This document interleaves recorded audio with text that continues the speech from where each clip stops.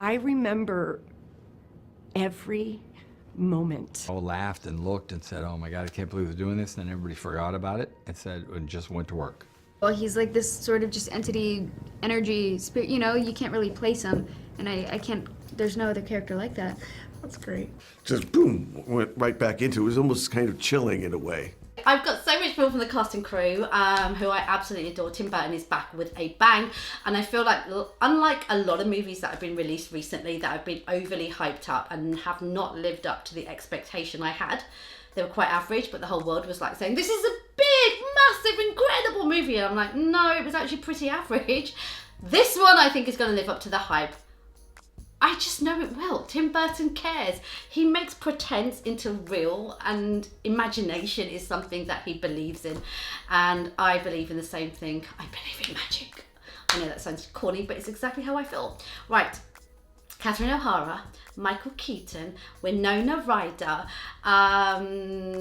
Willem Dafoe, and let's not forget, dun, dun, dun, dun, dun, Jenna Ortega has joined the gang, and we're about to hear from the cast and crew and go behind the scenes a little bit and just find out what is coming. So here you go, enjoy. He comes on set as Beetlejuice, and literally it was like demon possession. I was like, it's like I couldn't, you know, it was almost disturbing, and even I could look around, the crew was going like, oh my God. Tim and I had been talking about this, and when I said, you know, we have to bring Catherine back, and he said, yeah, I know, and Winona. I said, yeah, and it was, you know, there, and really, when you look at it and then you see Jenna, you think, well, of course, like, you know, people say, well, she was born to play this. Sometimes I look and I go, no, I think literally she was born to play this, because you'd say, there almost is no movie if it's not, she, as you know, it's really kind of her movie, her story comes out of her. And then, you know, then it goes to Winona's character as the mom, and then, you know, the rest of us just kind of contribute to it. But having those women, you know, was key. I have to be present for every single moment I'm on this, because this just doesn't happen. Like, this is so special. And I made sort of like a very conscious, like, just remain present, because it was very emotional for me, actually. Like, I mean, seeing Michael for the first time, you know, and then seeing him in makeup, and and Catherine, and of course, like, it's like sacred bond with Jenna that was sort of insanely just magical. Like, it's like soulmates almost, you know, and so it was. There's a lot of love in the movie. There's a lot of heart that I don't know if it was like in the first one, you know. An original art form by Tim Burton. I'm spoiled from my early days. And once you work that way, it's just, isn't it wonderful? Yeah, it's the best. Yeah. It's the best. It's so easy. I feel like the best ideas often come from that space and that comfortability, because you can fall on your face and it doesn't matter. It's still funnier. And you know, it's just workshopping. Yeah, everyone's throwing out things, and you just try, you know, you just keep throwing things at the wall and see if they stick. Right, but it's all under the guidance of Tim. I mean, he knows where he wants to go. He knows what he wants in the scene. You know, it's the confidence that he has in his own talent.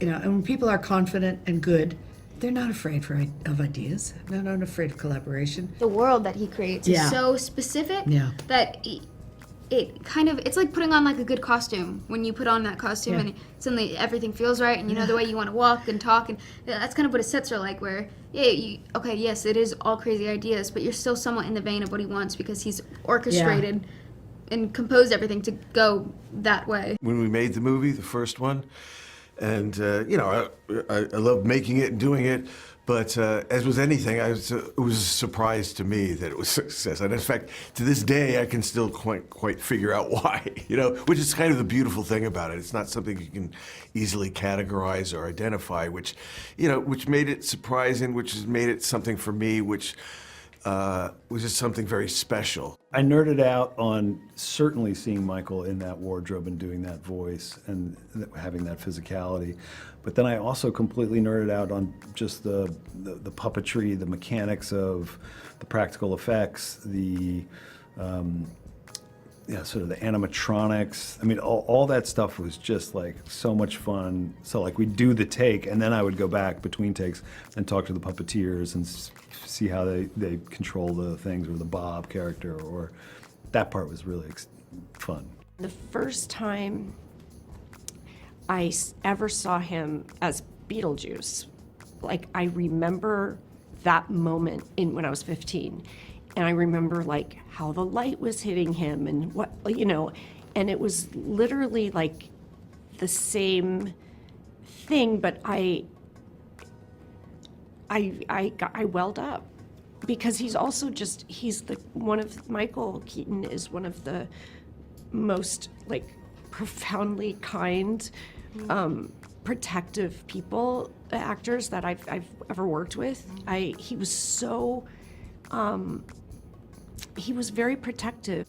When I'm around artists or really creative people, or people have an idea, or I'm somewhere and I, at a gallery or something, I think, wow, wonder where that came from. Like when you're in it, and then you get to share it and then contribute to it. That's special, And now a lot of people would say, well, every movie's like that, but it's not really. I felt so lucky. I felt like I had like pulled off some elaborate scheme and like made it. I feel like I fooled everyone. I never would have thought that they would bring Beetlejuice back, or that I would get the opportunity to work with Catherine and Michael and Winona, call Winona mom. It's just a very strange but beautiful and such a it's just an experience that I'm incredibly grateful and honored to have had. I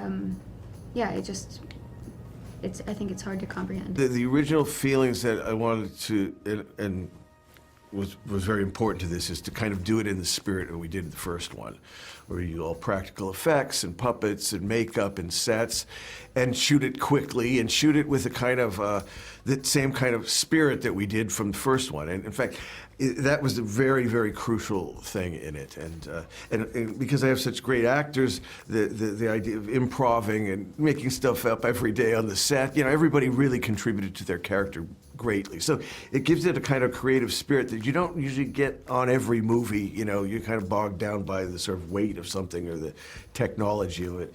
And this was just trying to go back old school and kind of make it like quick and in the spirit of the first.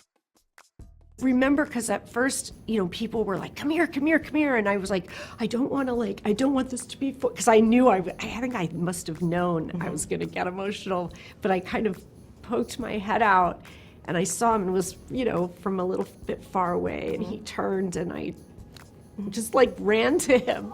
I think it's going to be everything that we hope it's going to be and more. Leave a comment, make sure you subscribe, turn your notifications on, and I'll be back soon with more videos.